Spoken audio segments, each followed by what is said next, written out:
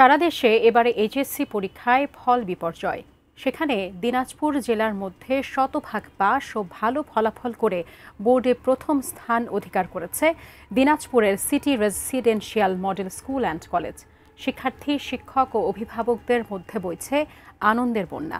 দিনাজপুর থেকে প্রতিনিধি ভুবন সেনের তথ্য ছবি নিয়ে ডেস্ক রিপোর্ট। সারা দেশেই যেখানে এইচএসসি পরীক্ষার ফল বিপর্যয়, সেখানে উজ্জ্বল এক দৃষ্টান্ত দিনাজপুরের চিরিরবন্দর উপজেলার city residential model school and college. Dinajpur জেলায় শতভাগ পাস ও জিপিএ 5 প্রাপ্তিতে প্রথম স্থান অধিকার করেছে কলেজটি।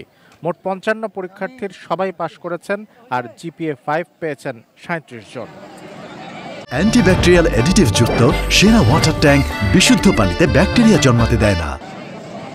উপজেলা পর্যায়ের একটি শিক্ষা প্রতিষ্ঠানের এমন সাফল্যের নেপথ্যের কারণ কি? শিক্ষার্থীরা বলছেন শৃঙ্খলা এবং পাঠদানে শিক্ষকদের আন্তরিকতা।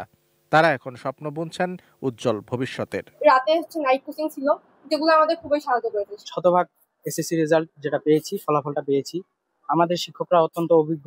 যারা দুর্বল স্টুডেন্ট তাদের পিছনে একটু বেশি শ্রম দেয় স্যাররা। আমরা খুবই আনন্দিত হয়েছি, আমাদের স্কুলের জন্য একটা গর্বের বিষয় এটা। সন্তানদের এমন সাফল্যে খুশি অভিভাবকরা।